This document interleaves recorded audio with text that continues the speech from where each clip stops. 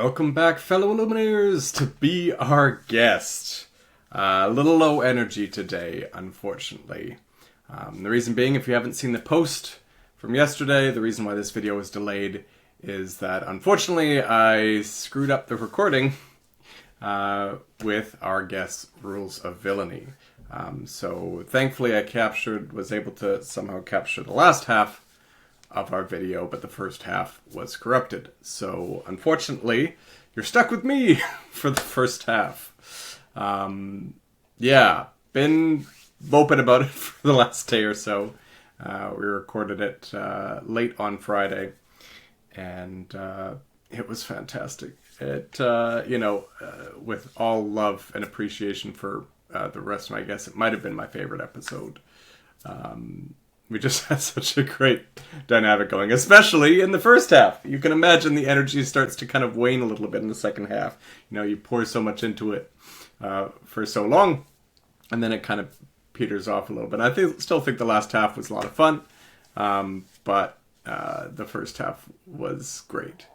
So for those of you that do not know, the guests that I will have on later in the episode are the Rules of Villainy. Specifically, we had the Mayor, Brad, Mayor of Lorcana. We have Villain Vince and Villain Andy that were able to attend. Unfortunately, Kirsten was ill on Friday, so she wasn't able to attend, and she was sorely missed. But I just want to make sure, I don't know, if you would be so kind, please go out. Their information will be in the description down below. Please go give them a follow on what socials there are for that. Subscribe to their YouTube. They are the best, not only in terms of supporting this channel, in terms of supporting me personally, in terms of their content. They have great content from a competitive perspective. They have great content from a casual perspective. They've got there's super funny, so it's a really entertaining podcast. So there's just no reason not to go and follow them and subscribe, and that would give me a little bit of peace of mind about how guilty I feel that I messed up this episode with them. So I don't know. I just wanted to make sure I put that out there, how much I value them and how grateful I am for them. And if you could show them some love on my behalf, that would mean a lot to me. So thank you. The other thing that was mentioned on there that I want to make sure to shout out is I wanted to congratulate them on doing so well at DLC Richmond. They had 6 competitors there. They had 3 do exceptionally well, 2 that made day 2, including Villain Andy, including Andy, that made day 2 and made quite a run at it. And I'm just so proud of them. And so excited for what the future holds for their team. They're a very community-focused team. If you watched any of their content, they're big on supporting the community, growing the community, and I just couldn't be more proud to be counted amongst their friends. So, yeah. We're here to review the 4 drops for Winterspell, for Limited, for Sealed, and Draft. Again, I apologize that the energy isn't as high today. I've just been, frankly, a little sad about having screwed up the recording. And so it's challenging for me right now to be up on it. But what I want to do is I want to go through the half that was corrupted. I want to give you not only my take, but hopefully do the boys justice. Do Andy, Vince, and Brad justice on their viewpoints. Because something that's very important to me is that we get a diversity of viewpoints on here. Because, yes, I feel very confident in my limited skills, but I know that I am one voice. I know that I'm one playstyle. I try to speak to different playstyles, but I know that it's not the same as someone who lives and breathes those. So they gave some very great competing viewpoints or conflicting viewpoints, or just, different viewpoints on how to value these cards and how to make best use of them. So I want to try and do that justice for them. Obviously, I'll be going on memory a little bit since I don't have the recording to go off of. And then they're going to cut in. I'm going to transition into them about halfway through. Specifically, we're going in set order Donald Duck in Emerald. That's where the recording cut back in. So I'll transition it in there. Probably after, I'm not sure, I'll go into the editing and see. I'll talk all the way through Donald. But if I can capture enough from them and it doesn't just seem like half a sentence basically with Donald Duck, then I'll do so. But otherwise, we'll start off with them with Freeze the Vine. So still got plenty of great Rules of Villainy content to love. Just, I feel sad for you all that you missed out on it, and sad to have missed all the great content that they brought up until that point. All right. Let's cut it back to past Heath to go over the rating systems, how we value these cards, to give some context for the ratings that we'll give it going forward. So without further ado, take it away, Heath. Alright, so what are we talking about in terms of these rating systems? How are we rating these cards today? We're talking about a scale from A through F. I'm going to be giving plus or minuses for A through C to give a little bit of nuance, a little bit of leveling to it, but we're going to be talking about A through F. I'm going to be speaking to these in terms of draft picks, but for my sealed brethren, I want you to think about this and interpret this as what are my auto includes when I see them in my pool, down to what are the cards that I might want to be cutting from my sealed pool. A picks are going to be your bombs. First pick, you see it in a pack, you're slamming it down. You're really lucky if you see more than one of these in a pack because they're so slim. Most sets have 5, maybe 6 of these in the entire set. These are the cards that you may end up wanting to build your whole deck around because they're so impactful. Your Bs are your foundation of a winning deck. Yes, the bombs are more powerful, but again, they're few and far between. So really, it's the Bs that you're relying on to build a winning deck. You might even say that you can look at a deck and see how it's going to perform based on the number of Bs. These are your solid removal, your solid characters, the things that are going to impact the game heavily, but maybe don't rise to the level of a bomb. These you're going to want to find in your first 4 picks. There are some sets where these are slim enough that you're probably talking realistically top 2 or 3 picks, but hopefully you can find these in your top 4 picks. Alright, your C are your filler cards, from the top C plus being highly playable down to C minus being I might want to cut these cards. These are your role players. These are the cards that, okay, maybe they're probably not drawing a card, they're probably not removal unless it's really bad removal. These are your role players. These are the subpar vanillas. These are your average bodyguards like we see here. These are the type of cards that you're gonna play in your deck, but you're hoping to slim these down as much as possible. Your D cards are the cards you're hoping not to include in your deck. These are the cards you're going to find at the end of the pack. These are the cards that ideally are going to be inkable, because if they are sync to the level of being this bad and they're uninkable, they should probably just be F. These are typically the cards that I refer to as being niche playable. 10% of the time they might do something very effective, 5% of the time they might be great, but the rest of the time you just want to ink them. Which leaves our F, which is your uninkable, just trash. Stay far away from these. Don't even look at them. Typically, these are going to be your high-cost uninkables that might just rot in your hand for the entirety of the game and aren't significant enough to be worth the risk, right? So stay far away from these. Burn them on sight. So let's start with Tiana, Warm and Happy. She's an inkable 3/4, 2 lore with support.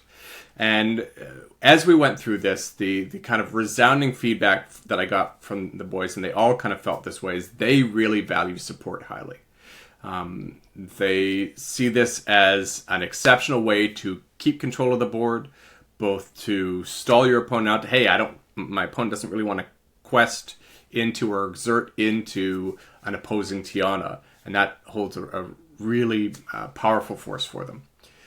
For me, I've just come off playing Whispers, and the 4/3 Ana struck me as strong, but not necessarily hugely impactful. She did great work, but she never felt like she was dominating a board or really holding a board.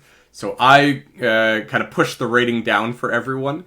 They wanted to have her in a B, just based on the fact that her ability is relatively irreplaceable. There's only a couple of supports in this set versus last set we had quite a few supports, and also fabled as well. So we've kind of gotten used to having it around. So they wanted it in the B territory. I personally have it more as a C to C+.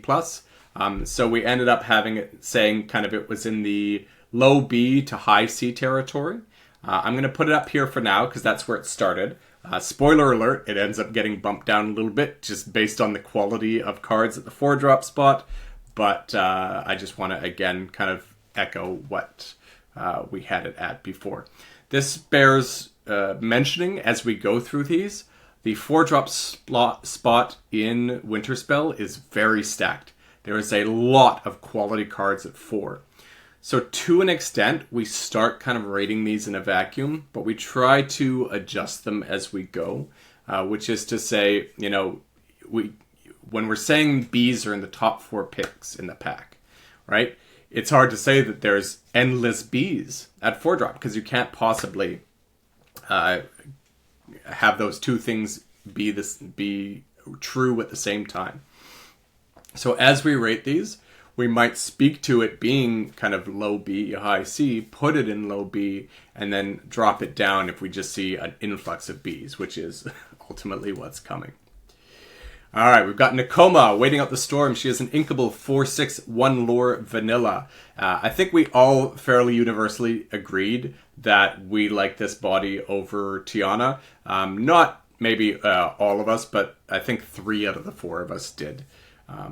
And ultimately, the reason being is because a body like Nakoma at 4 is outsizing pretty much every other 4-drop in the set.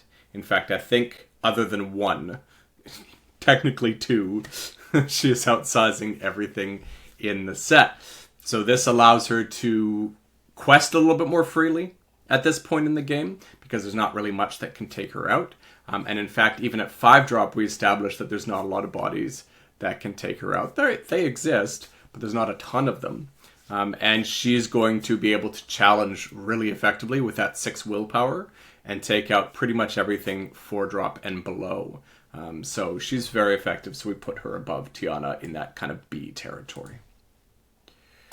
Chief Powhatan. This one we had a long discussion about, and I'm never going to be able to do that discussion justice. This was probably one of my favorite moments of the day, because we were very polar opposites on this. We had one of us that felt that this was quite good. We had 2 of us that felt like this was terrible, and then we had me that felt like this was exceptional. So I have Chief Powhatan as a B+, but we got a lot of competing viewpoints on this. And the main competing viewpoints was from Vince and Andy that felt like they like to control the board. They like to have big bodies early and then kind of work towards a late game victory. And they were very put off by the fact that Chief Powhatan doesn't challenge. My apologies, I didn't read through this. I was just so excited about the discourse. So Chief Powhatan, for anyone listening, is an inkable 5/5 1 lore with bodyguard and the ability that this character can't challenge. This was the main point of contestation, is Andy and Vince, both with their 4-drops, want to be able to challenge. And so they saw this as a distinct disadvantage. The counterpoint that I gave, and I'll be able to speak to this a little bit more effectively, is that a 5/5 bodyguard at 4 for me is just fantastic in any situation. Because if I'm questing aggressively, if I'm trying to kind of race towards the finish line, Chief Powhatan is an amazing bodyguard to be dropping at 4. If I drop Percy at 3 and then Chief Powhatan at 4, I might be able to quest certainly twice with Percy, but potentially even 3 times depending on what my play on 5 is. So he is a huge roadblock. As we established with, my apologies, Nakoma, there's not much that's competing with this body at this cost. Really, there's only 2 that are competing with this body at this cost. And one of them's rare, and the other one's an uncommon.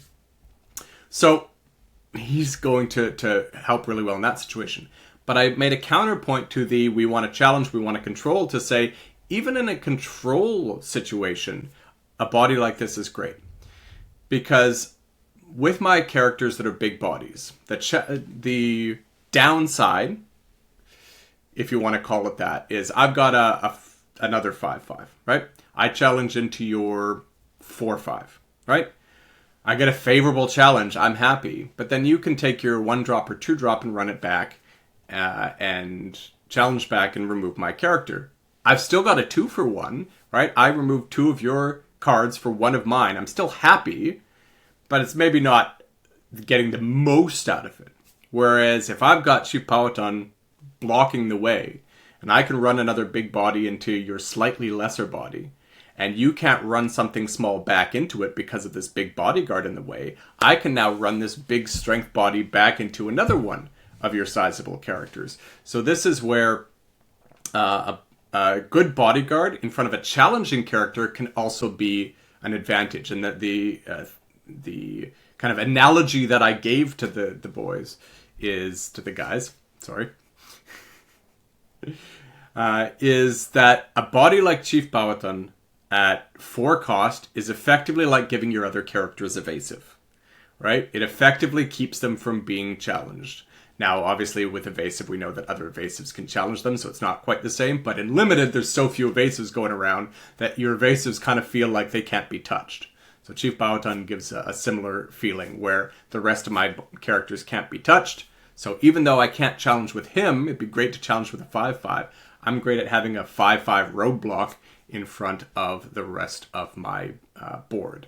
So I love Chief Powhatan. I would have him above most of the other cards at 4-drop. But we settled for having him a little bit lower. So we settled for between these two by the time all was said and done. All right. Sarabi, Protecting the Pride. She is an inkable 4/4, 1 lore. Exert, chosen opposing character gets -4 strength until the start of your next turn. We were also pretty happy with Sarabi. A 4/4 body at 4 is now starting to see diminishing returns, right? I think we all agreed on this, that a 4/4 was a reasonable body. It used to be the vanilla stat line, but it's not necessarily living up to that as well at this point. But that exert ability is pretty fantastic. The fact that you could potentially use it multiple times is exceptional. The fact that it's until the start of your next turn. So, for example, it can complement Chief Powhatan very well. They're both 4-drop, so not perfectly, but it can complement a bodyguard very well because it makes it so that their largest character can't really remove the bodyguard either, which again makes it more likely that she's going to be able to exert again. The downside that we had to her is that it's an exert ability. And a couple of us, at least Andy and myself, agreed that we much preferred on-play abilities to exert abilities. Even though exert abilities you can technically use more than once, on-play abilities have that surprise factor. And especially when it comes to something that shrinks one of your opposing characters, the ability to take advantage of that, especially for a favorable challenge, is huge. But relative to the massive strength shift and the body and the cost, we usually paid a lot more to have a similar effect with maybe a slightly larger body. So we were paying 6 for a 5/4 or a 4/5 before that. That would give like -4 or -5 strength or something. So I think she's well costed, decently statted. So we were happy with her. We had her up here. Again, spoiler alert, she gets bumped down. But I think, in that B- to C+ territory is definitely where Sarabi belongs.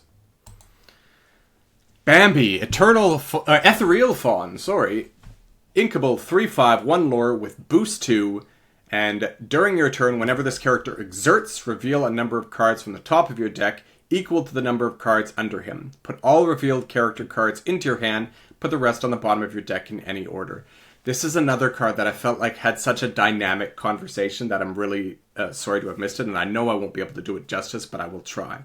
Which is to say we had, I think, a fairly strong counterpoint to each other here, which is, obviously in Limited, we love to draw cards. And I'm going to tell you that I love this card. But I want to give you the counterpoint first, which I believe it was Brad that was arguing this, which was that, yes, it draws a card. Yes, it's a decent body for 4, or at least it's got a good chance of drawing a card. I should say that searching for, or looking at the top of your deck for a character is not guaranteed to draw a card, but in Limited, like 90% plus of your deck should be characters. So very, very, very, very good odds to draw a card.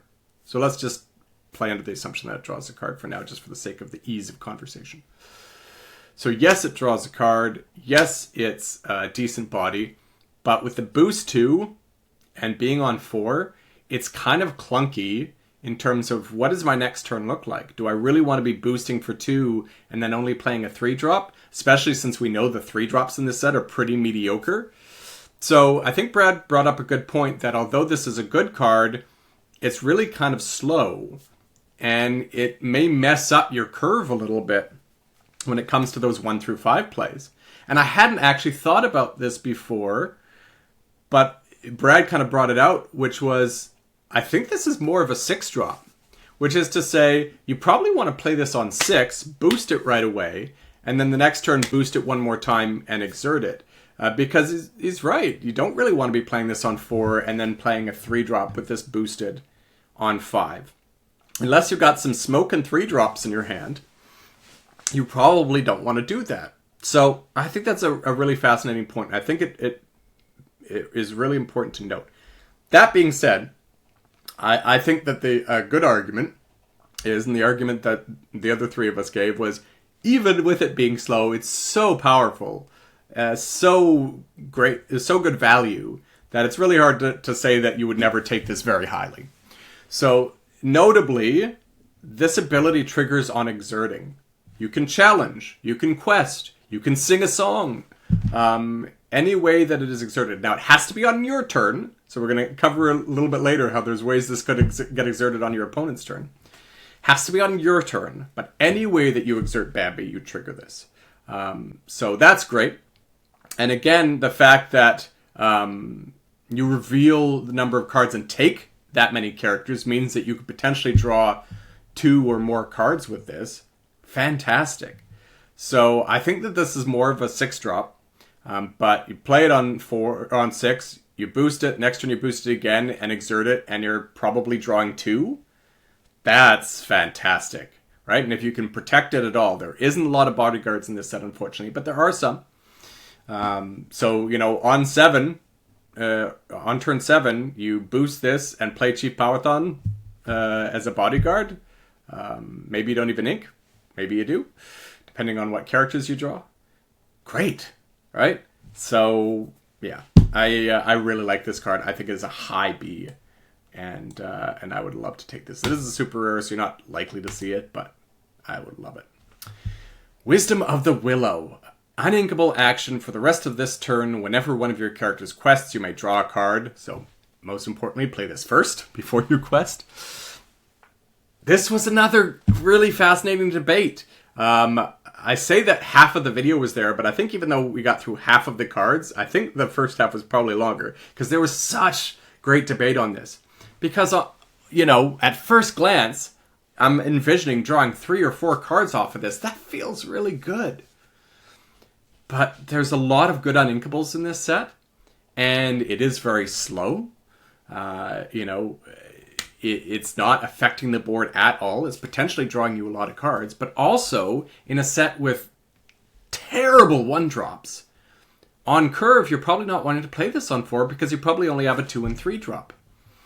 Right? So you're probably wanting to play this on turn 6 or 7.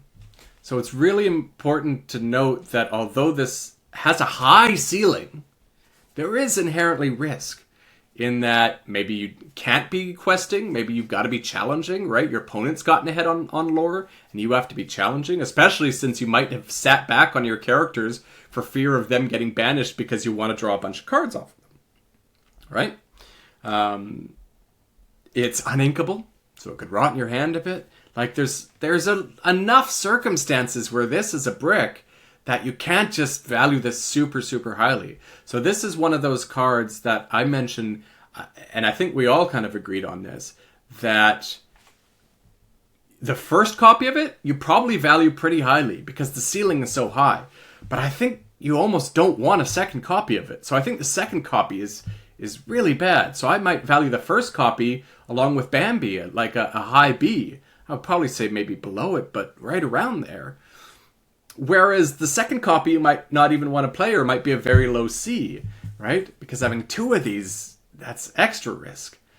So it's a very fascinating card. And I think this is one we're going to have to play with to see the most of it. And I think one of the guys might have said that themselves, that this is a card that I feel like you're going to have to play with before you can really appreciate how good or not it is. But the fact that it's uninkable is the biggest risk. So don't just take it with abandon, but there's probably a good case for that first copy. Alice Well-Read Whisper. Inkable, 4/4, 1 lore with boost 2, and whenever this character quests, put all cards from under her into your hand. We all kind of agreed that this card felt very much like Bambi, and so to Brad's point, he once again reiterated that this is a slow card and probably not something you want to be playing on 4, because you probably don't want to boost it on 5 and play a 3-drop. So again, this card feels very much like Bambi in that it's probably one you're going to want to be playing on 6. Depending on what 3-drops you might have on your in your hand at that point, right? So, exceptional value. The other point of note is that this card guarantees you're drawing those cards but you have to quest, and you pull them into your hand. So whereas Bambi, the cards stay under, and you just kind of look at the top cards based on the number of cards under Bambi, Alice, you don't. So Bambi, in theory, if you could protect Bambi, you will get the value multiple times. Whereas Alice, you'll only get once. Or, every time you would have to just refuel her, right? The argument that I made is both Bambi and Alice kind of read as banish on sight for my opponent. So my assumption is you're never exerting them more than once. So you're probably getting similar value out of them. And you could argue that Alice should be higher value because you guarantee the cards. Whereas others might argue, and I made this argument, that I think Bambi is reliably enough drawing the cards, and the fact that you could potentially use it more than once, and the fact that it's got 5 willpower, which it's always nice to have extra willpower with your cards that need to exert to draw, all adds up to, I would value Bambi slightly higher. Oh no, my apologies, we had Alice slightly higher. I personally, I think, would value Bambi slightly higher, but I think the consensus was Alice, but I think they're so interchangeable. I know what it was. I said I would value Bambi slightly higher because I normally never factor in rarity. But in this case, with Bambi being a super rare, especially the first time that I play, I would want to value Bambi higher in a draft. Obviously in sealed, you play both of them, guaranteed. But in a draft, I would want to value Bambi slightly higher because the likelihood of me seeing Bambi again is nil. So I would want to play with Bambi just to see how I feel about the ability versus Alice. So, but I think both of them are so interchangeable that you'd be thrilled no matter what. Tigger bouncing all the way. Uninkable, 4/3, 1 lore. When you play this character, you may return chosen character, item, or location with cost 2 or less to their player's hand. We all agreed this was a very low D, and some argued F. I said, it is inkable. It's not an unreasonable body, so it should probably be a D, but a very low D. The ability to bounce a 2-cost character in limited in a set with terrible 1-drops, so you're really only hoping to hit their 2-drop, and the 2-drops aren't that impactful either. There's like one that I would actively want to bounce, and I wouldn't because it's Scrooge and it has boost. And I wouldn't want to bounce it if it's got any cards under it. So by this time, it almost certainly does. So there's just no real good use of Tigger. So we use a hard D. Oh, let's not go back to Tigger. Let's go to Isis Vanderchill. Uninkable, 4/4, 1 lore. When you play this character, exert chosen opposing character. We were all very happy with Isis Vanderchill as an ability and as a body. We were all very hesitant about her in terms of that uninkability. Again, there's lots of good uninkables. There's lots of good ones coming up. But we also established that removal is very sparse in this set. There's not a lot of good removal. And in fact, this came up in our conversation, and I think we captured some of these moments later, where it's like, really all you have to worry about here is Isis Vanderchill. In fact, we talked about that in relation to Bambi, right? Bambi, we talked about how it has to exert on your turn. So if they use Isis Vanderchill against Bambi, you don't get the card draw and Bambi's going away. So Isis is going to be incredibly useful in Limited. The uninkability is the hesitation. So we've got her as kind of a high C. So you're going to love to have her. but just be cautious with the uninkables, right? There's lots of good uninkables, and you just got to be careful.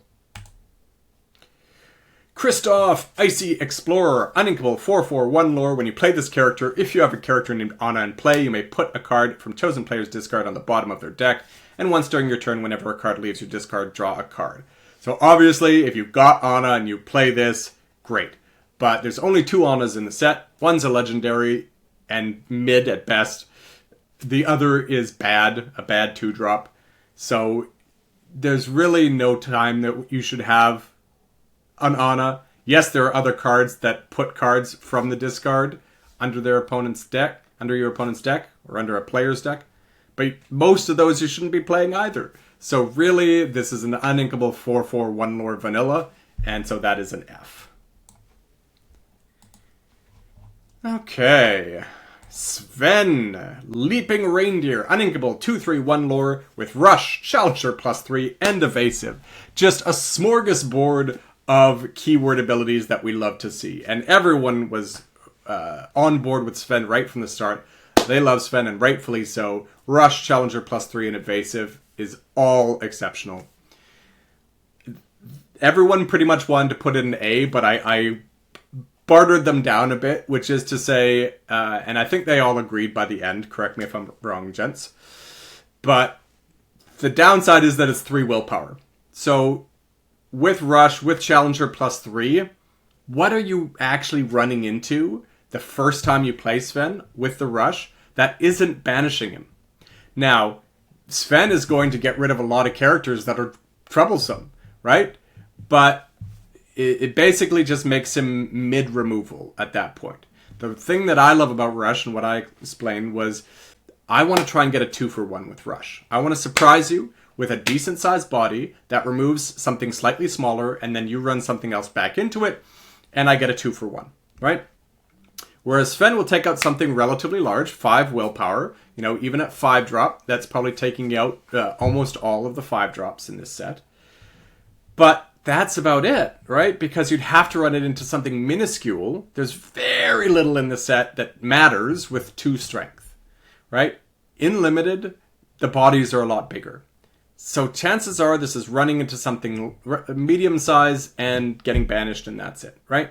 Now with Evasive, with that Challenger, it can run into almost anything, but still it is not going to be truly great with that 3 willpower. So we all had him just below Bambi here, in that you're not going to get, you know, card advantage out of him, but you're going to get a decent removal card out of him, right? Colors of the Wind, Inkable, Action, Song. Each player reveals the top card of their deck. Draw a card for each different ink type of cards revealed this way. We were kind of mixed on this. We all agree we love card draw in Limited. We love songs.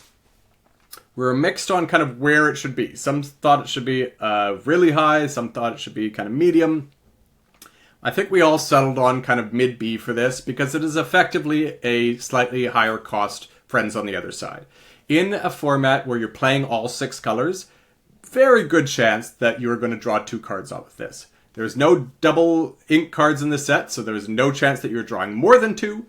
But Knive, I need you to do the math on this. I think fairly good odds that you're drawing 2 cards with this. So 2 cards for 4 Action Song isn't lighting the world on fire, but I think the fact that it's inkable as kind of a backup, though you never want to be inking a card like this, is kind of a good place to be. So we saw it as a mid-B. Big Mama, Inkable, 3/4, 2 lore with Ward. We all fairly well agreed that Ward might as well be vanilla in Limited most of the time. Not all of the time, but most of the time. So this is effectively a 3/4/2 lore vanilla, which was a vanilla stat line that we had in the first chapter, and it wasn't particularly great at that point either. So we all agreed that this was a high D. Mid to high D, let's say. Oh, my mouse has lost control. Yao, okay. Yao we had quite a debate on again. This is one that I'm not going to be able to do it justice, but he is an uninkable 4/3, 2 lore. During your opponent's turn, this character gains resist +2. And so there was a lot of, amazing, right? 4/3, 2 lore, resist +2. A lot of, the uninkable, I don't know about that. I think, again, it was Brad that made a good point. Like, we're probably questing with this twice, right?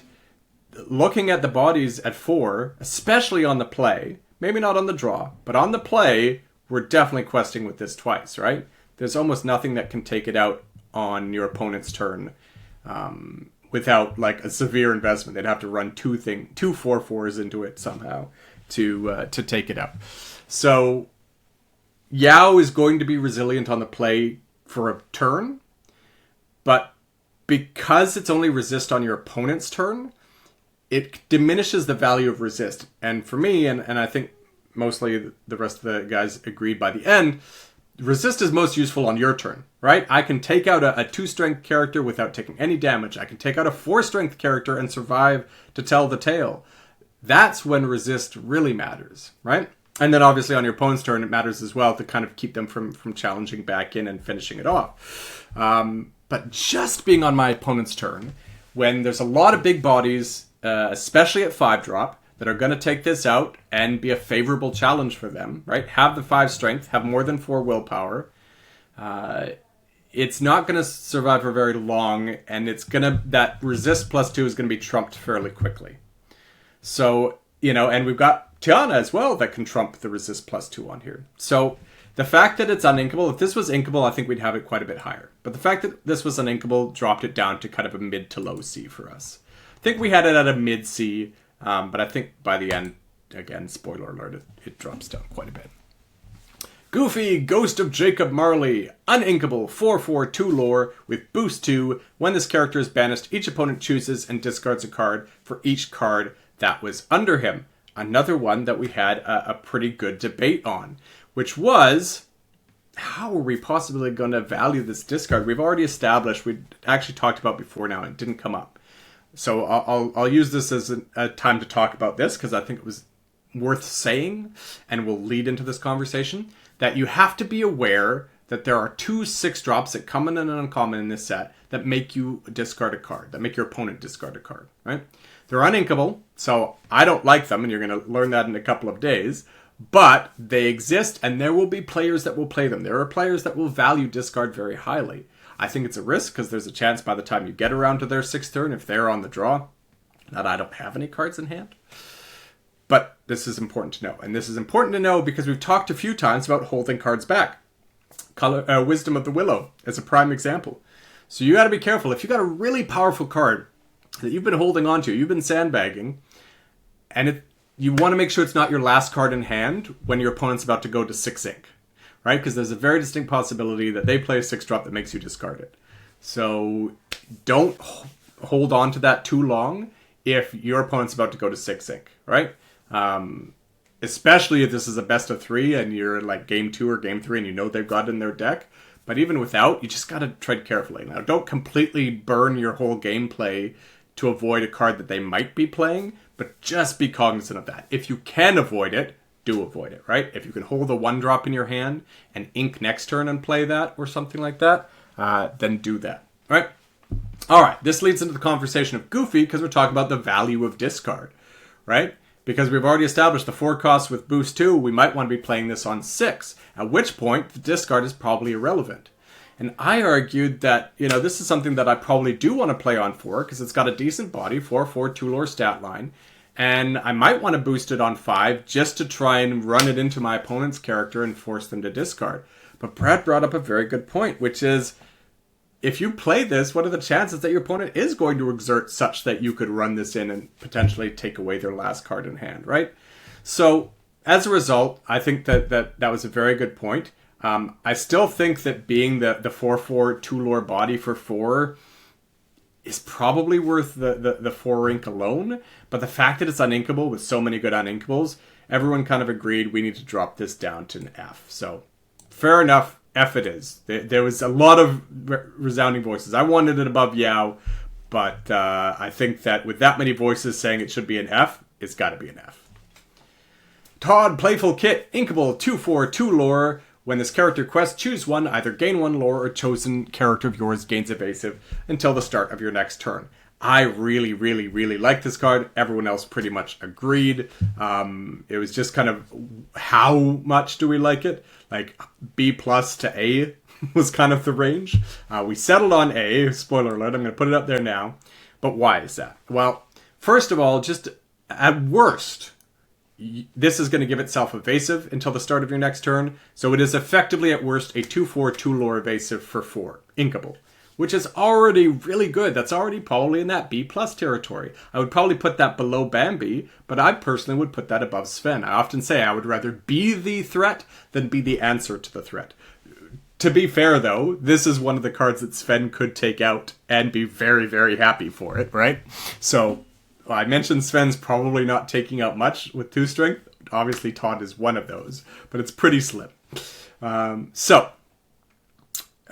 2/4 2-lore evasive body, huge threat, especially in a set where we don't really have much at a lower cost competing with this in terms of evasives. We're going to cover one a little bit later, thankfully, once our Rules of Villainy friends are back, that does compete with this at this cost in terms of body, but still, this is a great threat, right?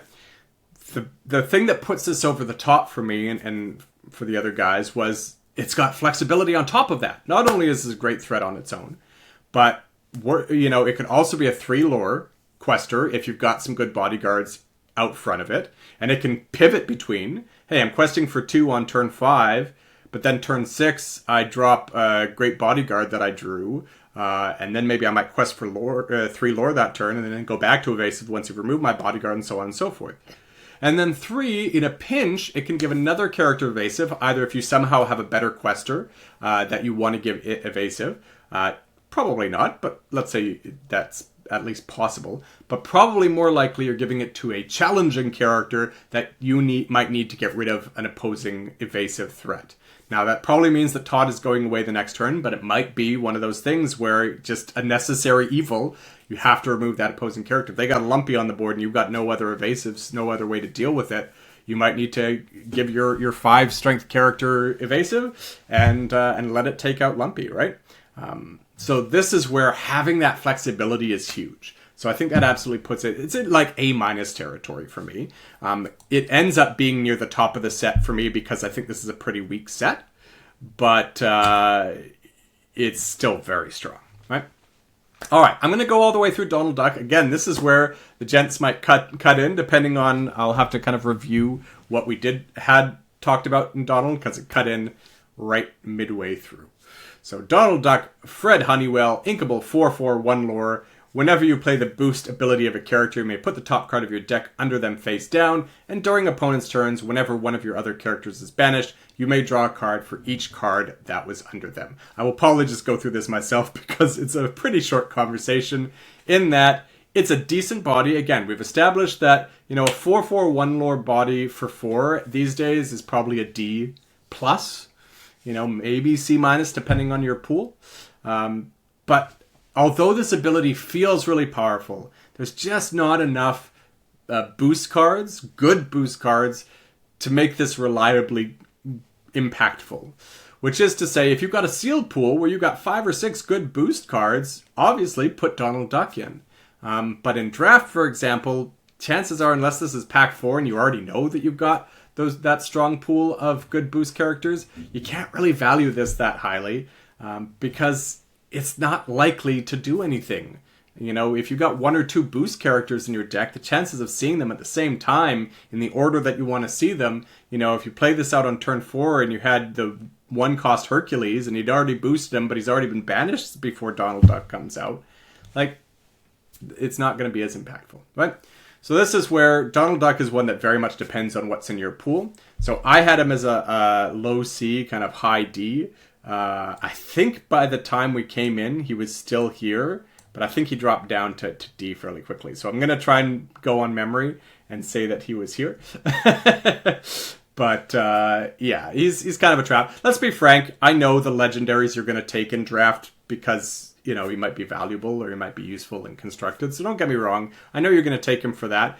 But I'm saying if you're in draft, for example, and you don't have a lot of boost characters in your deck, or if it's in sealed and you don't have a lot of boost characters in your deck, just don't play him, right? Unless you need an inkable card that might have some potential use, fine, as your 40th card or 35th card, but chances are he's going to be really unreliable.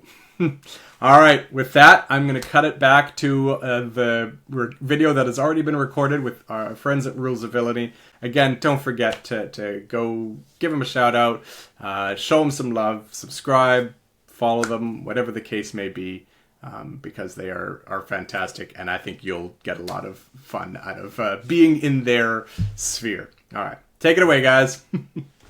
We have 4 inkable, freeze the vine, action, banish all locations, draw 2 cards, then choose and discard a card. I mean, this is like D or F, but I think probably F for me. I think you could put in a low D because, at least it might filter something late game, but it's awful. Yeah. It's an expensive strike a match. Yeah, strike a good match, not a song, 2 ink more, like... I mean, yeah.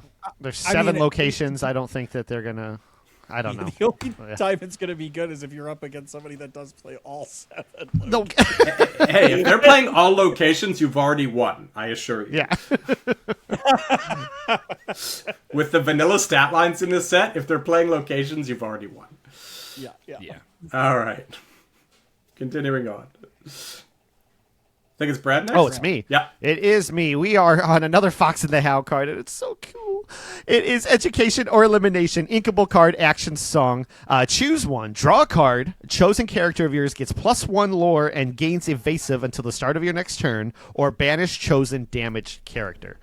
I like this a lot. It's lore gain. It is evasive. We talked about all this with Todd before, and it's removal if you need it to be.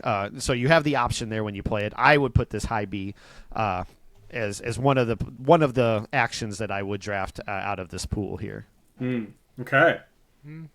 It's a song. Yeah. It's drawing you 1 less card than the other song that we put in B, but it does give you a lore and evasive, so it's got that Todd effect, but I don't know. I wouldn't draft it very high, but I'd probably play it in my seal pool if I didn't have better cards. So C, somewhere in C, I think. Okay. Vince? Yeah, I think I'm like low B here. It replaces itself, gives a card evasive. That choose one, draw a card. Chosen character gets +1 more and gains evasive. Not bad. In worst case scenario, you're using it to banish a character, and it's a song, and inkable. Low B. Yeah. I mean, I think that ultimately I don't like either of these things on their own. But together, I think, it falls under kind of high C, low B in that territory. I've never loved things that require damaged characters.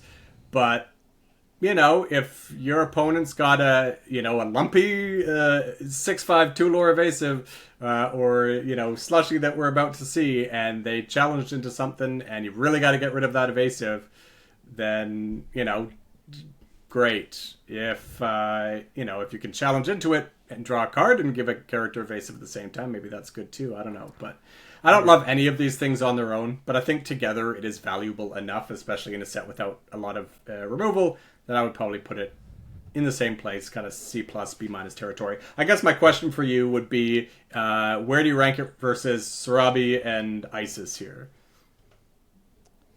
I would rank it above Isis. Okay. Any other thoughts? I think that's fair. Yeah. Okay. But I do agree. I think that we're dealing with a lot of big bodies and a lot of damage left on board. So I feel like that banish that removal effect, as we've been talking about, is going to be really, really useful for those characters we otherwise couldn't get rid of. So I think the reason why I don't like removing damaged characters is they already got their value. Yeah, that's fair too. Yeah. All right. That's right. Battering I gotta say ram. one thing. Yeah. Robin Burger to make a playmat of that card. Yes. Oh yeah, I Yeah. love it so much. Yeah. Battering ram. Inkable item. Exert to deal 1 damage to chosen damaged character, or exert and banish to banish chosen location. Can I put this in F? Okay, hear me out. They've taken it out. They have 1 Can you damage. mute Okay, him? I'm just Can you kidding. just mute him right It's F. now? I'm joking. It's F. Move on to the next one. All right, Andy, go ahead. Mulan, ready for battle. Storyborn hero, princess, Brad's favorite. 4/3, quest for 2, inkable. If you have a character in play with damage, you may pay 1 less to play this character. And if you have a character in play with 5 strength or more, you may pay 1 less to play this character. I feel like both of those conditions are incredibly reasonable to obtain. 4 cost, 4/3 quest for 2 is not great, but it is immediately better than Big Mama. And potentially on par with Yao, and it's inkable. And I mean, there's a lot of characters that have damage on them. You can put damage on your own character very easily by making 1 favorable trade in a turn, and now this is a 3 cost 4/3 quest for 2, and then 5 strength or more. We haven't seen a ton of them in 4 cost, so maybe this isn't the best on turn 4, but I feel like getting this card later in the game, there's a very real possibility that this is a 2 cost 4/3 that quests for 2, which is insane. Andy, you're wrong though. We have that support, so you can support. Yeah. So this is where Okay. So knows. let me put a Vince question knows. out to the other guys before we get your thoughts. I just have a question for you. How reliably do we think we're getting this out at a reduced cost on curve? I'd have to look at the ones Not and very. twos, but yeah, You mean playing this at 3? Yeah. On a 3? at 3 at the most, right? We're not going to have a 5 strength character coming out that I know of. You mean playing it on turn 3. 4, 4/3 No, cost? on 3. playing it. Right? Because playing it for 3 on turn 4 doesn't really accomplish anything. Right. I would even argue playing it for 3 on turn 5 doesn't really accomplish anything because the 2-drops are pretty weak. So Right. the fair. question is when are you going to get good value out of it being a reduced cost? Well, if you think about it, you can then boost for 2 one of your characters that you played on Yeah. 4, No, and now play for this sure. for 3. And This is I don't think there's no situations. I'm just asking. Right. I want us to kind of talk through when are we actually going to, because I think that other than having a boost character on 4, that when are we actually, and the boost characters on 4 don't have 5 strength, so you're not getting this out on 5 with them. So like probably turn 6 is the earliest you're getting this out at a reduced cost that's actually meaningful. Yeah, I guess you're right too that later in the game, well, you will likely and potentially have both of these conditions met and get this out for even 2 cost. Yeah. It's not as impactful to get out Yeah. for 2 cost later in the game, and it's probably not even worth holding in your hand for that long. I mean, I think if you can get it out at 2 cost with a 4-drop on turn 6, you're laughing. But other than that, Yeah. I don't know. Yeah. So turn 6, Chief a lot about Poton, and then this at the same time, and you're... Oh, then you're really laughing, yeah. But I mean, like, also, are you going to have 2 cards in your... Or you're going to have, like, the ability to ink and play 2 cards on turn 6 even. Like, I don't know. That's true. It just feels like something that's missing a space. Like, if it was a 5 cost that was a better stat and had these reductions, because I think you could drop a 4 cost... You drop Chief Boaton on turn 4, or you've got a couple of turns to establish damage on your character. Then we might be talking. But I think just the way that it's positioned in the ink cost is just a little awkward to actually see value out of that cost reduction. I agree. You've convinced me. I think it's probably C, in my opinion. Yeah. That's where I've got it is a C. Like, I've got it above Yao for sure. But, Yeah, that's fair. Yeah. Above the owl sounds I good. think I like that's that. right. Okay. Cool. What time is it? It's Maui time. We got an uninkable Maui Snowslider 4/3 Storyborn Hero Deity Rush, and it quests for 2. I definitely think this is worse than Sven. Oh, yes. Agreed. I think we can all agree on that. Yeah. So with that, I don't know. I would put this high, maybe like high C, really low B, like end of B. Okay. I like high C. Yeah, high C is Good fine. drink. Yeah. Really? Let me a juice You guys box. are all at high C on this? It's a 3 I don't- willpower 4 cost uninkable rush character. I like Rush quite a bit. It's weird seeing the Rush, Hero to too. all not have Reckless. When this I'm a card was sucker revealed, for I said Rush. below 0 to all. I like the Rush effect You- of him you quite a put bit. I this might at overvalue 3D? that. Like What's the that? 2 lore might as well be meaningless. 3 Yeah, willpower that's fair. on a rush character for 4. So the reason I like rush characters is it's that surprise element. Is not just that I can remove, but the fact that with the surprise element, I can usually get a 2-for-1 out of it. Right? Like with a decent sized body rush character, I can trade for something middling, and then regardless of what they send back at it, even a 2-drop, I'm like, okay, good, I got a 2-for-1 out of this. Back in first chapter when we had a bunch of 2/2s running around and 2/3s, my 3-cost uninkable 3/3 felt great.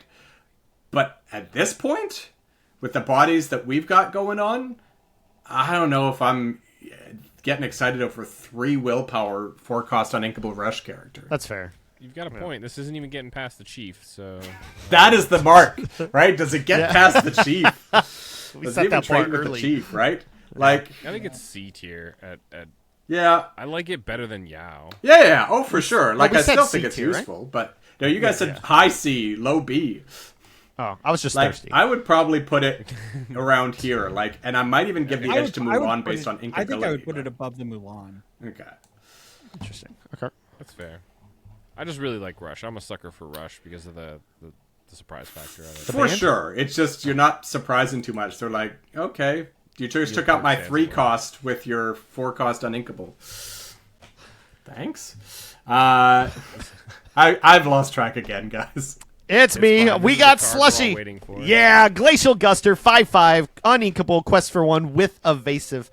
This card is a beast. Like you said earlier, he doesn't do anything, or she. They don't do anything when they come out, but they are a looming presence. They're ready to slap into any evasive threat that your opponent has with being a 5/5. Yeah. I'm not good at ranking cards. I like him quite a bit, Yeah. but I want to hear what the other guys say. I'm not sure where he fits in the limited format. I think just saying. yeah. You could say goodbye to Chief Powhatan. Bye-bye. Yeah. Bye. I think this would probably be a poor use of that, but sure. It would be a very Yeah, poor yeah. use of it. You think this is an A tier, 5/5 evasive? Yeah. I'm putting this in A tier. This is arguably one of the best cards we've talked about. This is the uninkable that I'm choosing over the other uninkables. Okay. Evasive is so strong, and 5/5 is, I mean, it's the best stats that we've seen other than Mr. Can't Challenge Chief over here. So like, He's also the only thing that can deal with Lumpy. Other than let it go. what is Lumpy stats like? Lumpy is a Keep saying 6-cost inkable, 6/5, 2 lore evasive. that. You know who else can deal with Lumpy? Sven. I suppose that's true. Yeah. Yeah. So yeah, I had him at B plus, but now seeing how many Bs we've got, I'm like, yeah. I was gonna he's say an A high minus. B, but I was like, they're Yeah. gonna say I'm overrating him, but I actually feel good about this. Yeah. It's all good. Let's go. Nice Coca-Cola slushy. Yeah. A little bit of cherry slushy in there to mix it in. All right, Scrooge McDuck, uninkable, 4/3, 1 lore. Whenever this character quests, each opponent loses 1 lore. Draw a card for each 1 lore lost this way, and at the end of your turn, if an opponent has 0 lore, you gain 1 lore. Well, you're probably not getting that second ability, but No, but I mean, but the you could. first one. This format's slow. You could have a situation where if you're on the Yeah. play, It's just it draws 1 card when you quest, just like those other ones we were talking about, Yeah. right? But Yeah. now it's uninkable and has worse stats. And you don't have to boost to do it either. Yeah, so it is cheaper to draw that card. It also claws back a lore from your opponent and can potentially gain you extra lore on play, like the turn you play it, right? It's fair. Yeah. Um, I think this is a B card for sure. sure. I've got it at B minus. I think I like it more than Tiana for sure. Probably How more than dare Chief you. Powhatan. But Yeah. Throw it in there. poor Chief. All right, it might be Sir- Sarabi's time to come down to I was gonna C. say Sarabi's days are Yeah. numbered, but Yeah. we were there. Yeah. See ya. Okay, back to Andy. Willie the Giant, Ghost of Christmas Present. He's an ally ghost giant. He's an inkable 7/7. Boost 3. Quest for 2. We're just not going to read his other ability, and we're going to put this in A tier. No, I'm just kidding. This character can't quest or challenge unless you put a card under him this turn. So, without that ability, an amazing card. But basically, has a 3-cost tax to do anything with him. Yeah. Which I think... You can sing with him. Oh, you could sing. You're right. Okay. You could sing. You could sing "Colors of the Wind" Yeah. with him and draw 2 cards. I don't know exactly how I feel. I'm not drafting him early, but I would probably play him in sealed, mainly because later in the game you will have 3 ink to do stuff with, and you just plop this 7/7 down on 4. He can challenge just as much as Chief Powhatan, basically none, and then later. But he can when quest you a have lot less 3 than Chief Powhatan. Yeah, when you have, you have extra ink though later on, and you have nothing to spend it on because you top decked your 1-drop. Anyway, all right, and let's give the floor to some of the others. Do we have any strong feelings about Willie?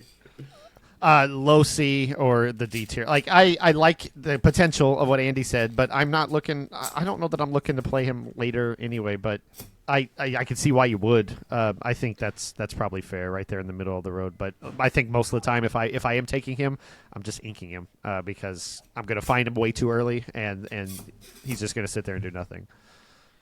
I would be inclined to put this in D tier, but since we put Scrooge McDuck in C tier, I want this card above Scrooge McDuck. So Yeah. Yeah, I thought we put Scrooge in D tier. So, Wait, yeah, a card that says draw a card on it with a body, and you're. Do you mean Scrooge or Donald Duck? You meant Donald, Donald not Duck. Scrooge. Yeah, Okay, Donald. I'm like, Yeah, sorry. I you're guess I killing put my me. boy Donald in Yeah, D Donald tier, could. that's fine. Donald D should be tier, Donald. Donald Duck. Yeah. Okay. All No, right. you're absolutely right. Donald should have been in D. All right. All right, we have an inkable Nani's payback action. Each opponent loses lore equal to the damage on chosen character viewer to a maximum of 4 lore each. Draw a card. What do you think? Andy's got a thumbs down. I kind of like it. Actually. I like the concept. I don't know that I like it in the format. But Reverse go-go. Yeah. yeah, I think that the question I really have is like, okay, so hear me out about why I like it, which is that you can potentially control, which kind of goes against my earlier statement of like the have stalemate boards, but you could control, like there's going to come a point in the game where you're challenging, and you can control when you challenge to be able to maximize the value of this card, and it replaces it. You bring up a good point. Like, Andy, you're supposed to be the control player in Limited. This should be your dream. No, I don't need to remove their lore. I'll remove their characters before they can get enough lore. And 4 cost, I mean, the draw a card is nice, but I don't know. If it was a song, I would be much more inclined to play it. Yeah. But So I you want like to play free stuff. big dudes. I'm just trying to play big dudes and big dudettes on the board every turn, and the actions don't tickle my fancy. I would put this in low C, high D. Yeah, okay. So I don't think we're far off then, because I mean, I'd play it above Yao and Willie, but Yeah. yeah. Yeah, that's fair. Going against Okay, my I thought boy for sure Willie. you're going to put that much Doing my lower. boy Willie. Marching Off to Battle is an action song, 4-cost inkable. If a character was banished this turn, draw 2 cards. I feel like, especially with the song, that is high B. It's right up there. In It's that basically early range Colors of there. the Wind, but better, right? Yep. Okay. Because we're banishing stuff in Limited, for sure. Yeah, but you can't always banish stuff because of the stalemate on the board. Colors of the Wind, you're always going to be able to draw those 2 cards. Yeah, but you're not always going to draw 2 It's the same. cards. It's not always 2 for colors, but I will take highly the likely. certainty of drawing 2 and having to wait a little bit than the risk of not drawing 2. Okay, fair. But they're relatively basically the comparable. same. Yeah, exactly. One's a super rare, one's a common. So by all means, take the Colors of the Wind. Oh, the all right. common is Graveyard of Christmas Future, inkable location, 8 willpower, 1 move cost. Whenever you move a character here, put the top card of your deck under this location face down. At the start of your turn, you may put all cards from under this location into your hand. If you do, banish this location. Is this the location you're playing, Heath? Is this the one where the opponents are losing because they played a location?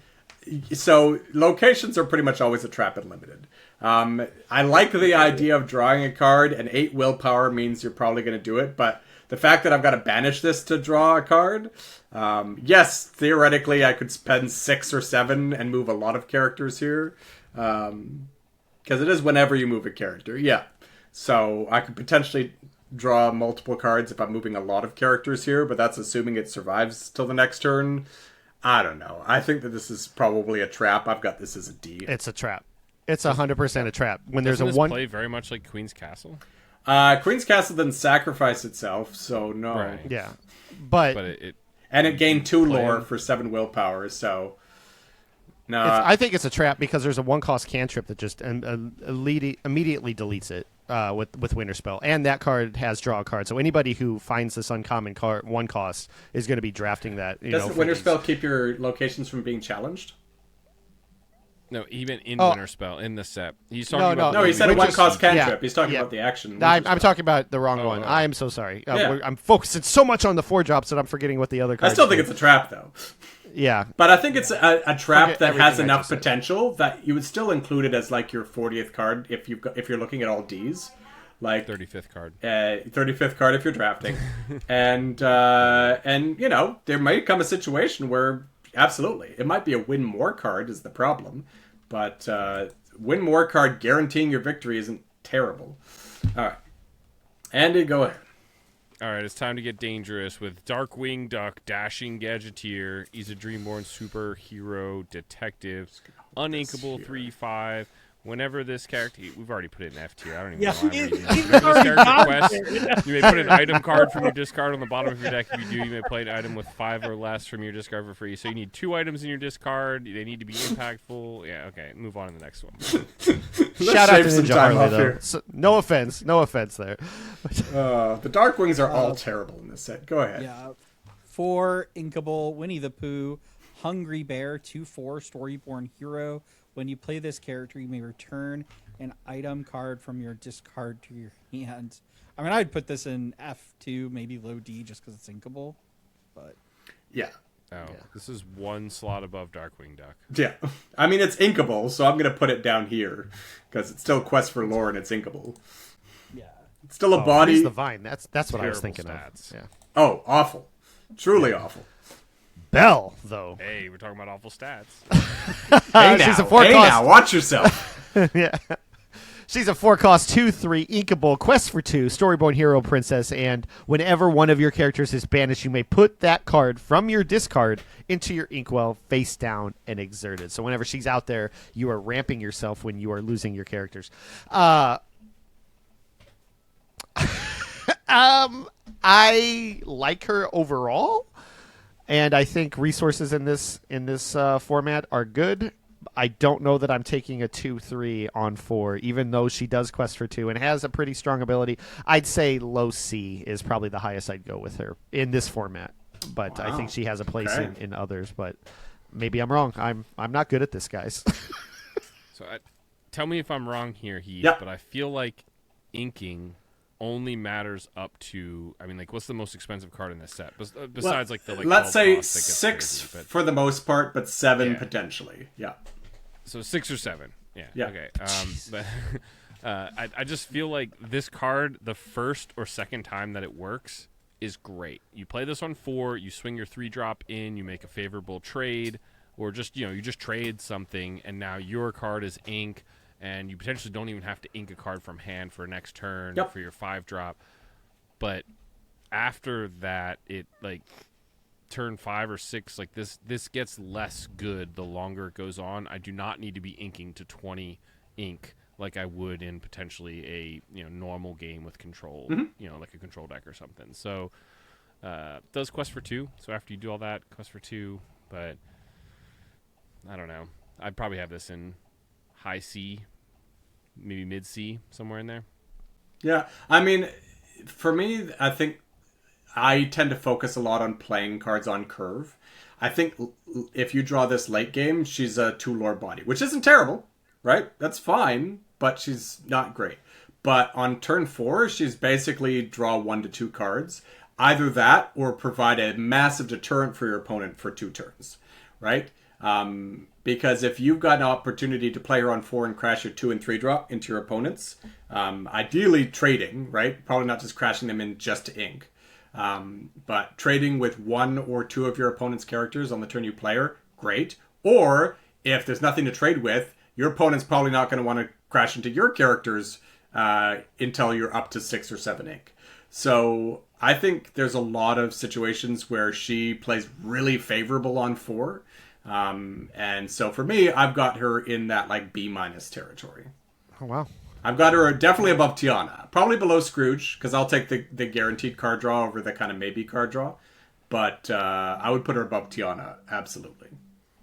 We left out the most important thing, too. What's is that she knows how to throw the perfect snowball. It's true. That is a perfectly formed snowball. I tend to think that this is like, I think probably like low B for me. You value in some ways, like I view this as, cards, because you're using your characters to challenge to ink, you're able to save cards in hand. So yeah, it's like drawing cards. Kind of like exactly. Until 6 or 7 ink, and then it's a waste. Right. Yeah. Yeah, which is why, if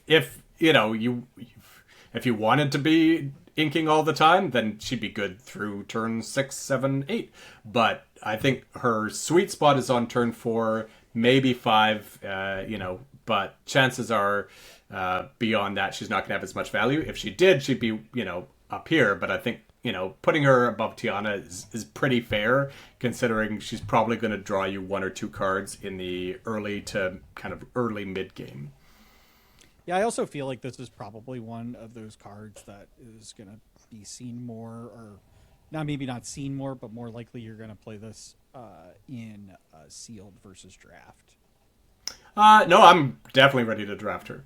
Again, not above Scrooge, but no, I would argue probably fine both ways, because the sets are just getting slow enough that you're probably not having a 1-drop that's banished by now. So you've got your 2 and 3 drop into some, beater 5 or 6 drops.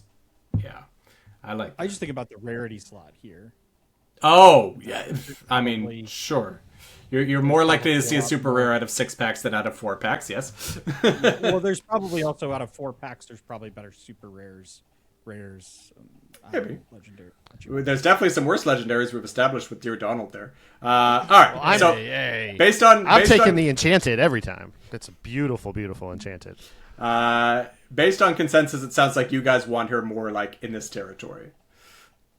I'll concede to B. B's fine. B for Bell. Okay. We're really going letter associated here. Donald, Bell. All right. Andy likes his alphabet. Who are we at now? This is you, Heath. It's me? All right. Amos Slay. This is an easy one. Uninkable, 6/4, 1 lore with alert. So it can challenge as if it had evasive. This is another one that I'm very happy to be playing at Uninkable. Not as much as a 5/5 evasive in its own right, but certainly very high. So I've got this as a C+, B-, probably B-. Sure. Yeah, I'd say I can agree. Yep. Yeah. All right. Amos, you're up in the big leagues. All right, we're getting near the end, gents. We're almost there. 4 left. We got the Grand Councilwoman Galactic Authority. It's an alien. Uninkable 3/5. Quest for 3. Void of abilities here. How do I feel about this one? It just feels greedy. 3/5 is not a terrible stat line, but uninkable, it's just questing, right? You're just playing this for the 3. I mean, questing does win you the game. Yeah. Yeah. So you gotta win the board before you win the game, is my opinion. I'd rather quest 3 times with a character that took out all of yours than quest once and then just lose this to something like Amos Slade, I mean, what did we say about Yao? If you get it out on the play, you're likely questing with it twice. I think the same applies here, but as opposed to getting 4 off Yao, you're getting 6 off the Grand Councilwoman. That is a good point. What's taking her out on the play. Another. Yes, our super rare is Listen, coming I'm to save the us one who every wanted to time. put Every Sven deck as is A having tier. Sven. I just want to be clear. I wanted to put him in A tier. I want that on the record, Keith. No, he's got a good point. It's super rare. It's not surviving a lot much. I don't know. Maybe low B tier, high C. I'm dropping Tiana down, by the way. Oh no! We'll see you guys. It's been fun. The alien means something too. There's a couple alien synergies here that might, come into play. No. I honestly I think I play this above. Maybe I play this above Mulan here. Oh, Maybe you're playing this below Maui? Get out of here! Yeah, I want to hear your thoughts, Heath. Are you playing this? Yeah. So over Amos? This You is have where this and Amos. No, I'm probably playing Amos above this, but I think I'm playing it above almost anything else. And the reason being is because my favorite way of playing is not control or aggro. It is mid-range. It is tempo. And so I want to have cards that can do both. And I want cards that can do both very well. And this is about as good as you can get in terms of an aggressive card. So if I'm looking for, if I'm on the play, I want to play this. If I'm on the draw, I want to play Amos. The problem is that they're both uninkable, but this is where you just got to be disciplined about your uninkables. And so if I'm disciplined, then this becomes the best possible aggro line that I could take. And I'm thrilled with that. So I lean more towards the control side, but only just. So I would put Amos above this, but I wouldn't put anything else above this. So That's you'd fair. say this is high C then? Yeah, high C. I would put it above Tiana. I think, just realistically, we've got too many Bs. So you're not going to, get all of those in the top 4 picks. So. Very fair. All right. We got another hard one here. I don't actually think this is that hard. It's an inkable Angel Experiment 624 3/3 Storyborn Ally Alien. While you have no cards in your hand, this character gains resist +2. Once during your turn, you may choose and discard a card to deal 2 damage to a chosen character. My controversial but hot take is this is a D card. Oh, okay. Yeah, this is not good. If my opponent plays this and discards a card to deal 2 damage, Yeah, I'm go very for happy. it. Yeah. Very happy. Cards are money in Limited. It's true. That's what I view. It's true. And you're going to discard a card to do 2 damage. And honestly, resist +2. I'm the resist guy, but I just think here at 4, it's just not great. It's just, it's maybe you could make Worse some than favorite Yao. trades, but yeah. It is not worse than Yao because it is on your No, I turn. don't think it's worse than Yao. So it's So I'll put my cards on the table. I've got it around here. Interesting. I think it's substantially better than the rest of these, just because let's be honest, chances are you're getting down to no cards. I don't want to discard a card to this, but the ability to be able to discard a card is great, right? If my opponent's got a really threatening character that has 2 willpower left, it is probably worth discarding most cards to get rid of a really big, a bomb of theirs that has 2 willpower left. Especially if I top deck like a 2 or 3 drop or something like that. But more than anything, it is within a couple of turns going to be a 3/3 resist 2, which is not great, but I think stacks up against Maui or Mulan or something like that. So That's fair. yeah, I could see that. That's a fair argument for it. I think at this point you guys are just too tired to argue. I don't have a strong opinion on it. I just would not fall into the trap of picking this card and thinking to use my cards to use its second ability. Yeah, I think you just don't feel that is just an added bonus, right? If there is a situation where the card as 2 damage removal is worth more, right? Because we're playing the Terror That Flaps in the Night, 2 ink, deal 2 damage. So this is that for free, right? You just got to decide if the card in your hand is worth more than the Terror That Flaps in the Night or less. Yep. Right? Sounds good. Yeah. All right. All right, let's get dangerous. We got an action song. Each player shuffles their deck and then reveals the top card. Each player who reveals a character card may play that character for free. Otherwise, put the revealed cards on the bottom of their player's deck. You are hovering over the F deck, but I think this deck is so much, or this card is so much fun. I'm a gambler. I would play this. I don't know that everybody should or would, because you're giving your opponent a free character, probably, as we talked about the percentage of characters in your deck. But like, I don't know. It could be fun. Strategically, probably not. Yeah. I'm with Brad. Should I play this? No. Would I play this? Yes. It's fun. So let me And you're putting put my an bias inkable out in there. Okay. Is I'm biased because I recommended Fairy Godmother last set because removal is so key. And then I had a person use Fairy Godmother against me, and I high rolled, flipped a Chef Louis off the top, the 6/8/3 lore. It's like, never again. Yes, I had a lot of painful limited games against with and against that Fairy Godmother. It always seemed to work in their favor on either side of the board, and it's tough, but. That's why we're getting dangerous, though, right? That was one I mentioned that I'll usually in every set get at least a few wrong. That was one that I feel like should have been an F. Like, removal is key, but it's just so dangerous. So this name is apt on this card. All right, we're gonna finish things off with a whimper. Darkwing Tower, inkable location, 8 willpower, 1 move. During your turn, whenever an opposing villain character is banished, you may ready a character here. If you do, they can't quest for the rest of this turn. This is... I mean, it's an 8 willpower location that gains a lore, so I still think it qualifies as a D, but... I'm sorry, this has a keyword about villains, and you are talking to the Rules of Villainy. Yeah, so it should be a hard F, because this is an anti-villain card. Absolutely. Yeah, this is no good, Vince, because whenever you play against me, all of my characters are villains. Right? Everyone just automatically has the Thunderquack in play against you. But I think you make a good point, Heath. This is a 0/8 quest for 1, basically, right?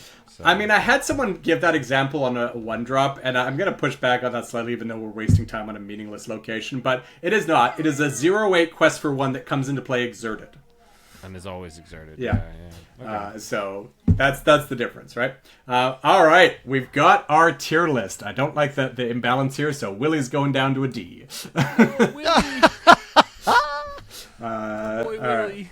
That is our best view. Moving up your Grand Council woman to B2. No, because I think it should be, like, you should have more Cs. Quite frankly, Amos should probably move down to a C as well. Like, you should have a lot more Cs than Bs.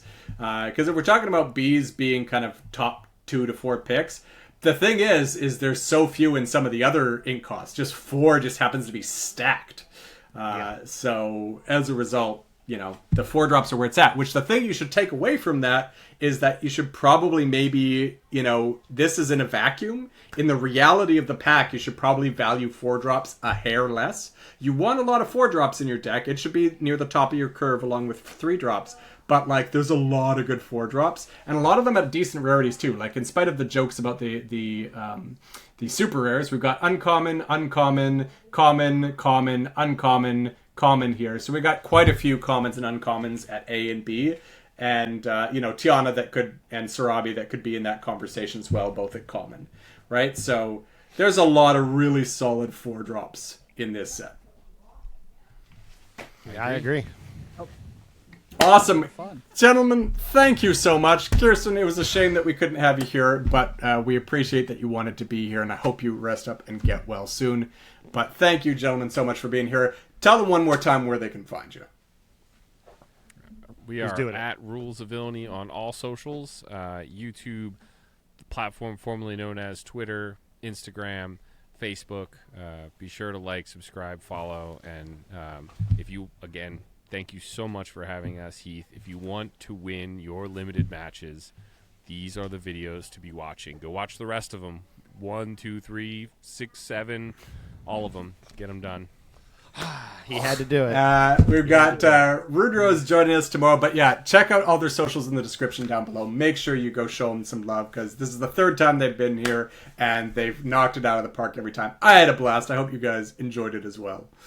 Hope we Always get a it back blast. for a fourth time. Always Yeah. good, yeah. Want to be a 4-timers club. We'll see how that Heard there's Rules a of pin. Villainy bump turns out. Come on, you gotta like and you gotta subscribe right now. Yeah. Do it. All right, guys. See you all. Thank you all for watching. Thank you all for sticking around this long. Hopefully you found some great value out of these. There's lots to take away from the 4 drops. So hope you're all paying attention. There will be a test afterwards. Take care, and we'll see you all next time. Bye-bye.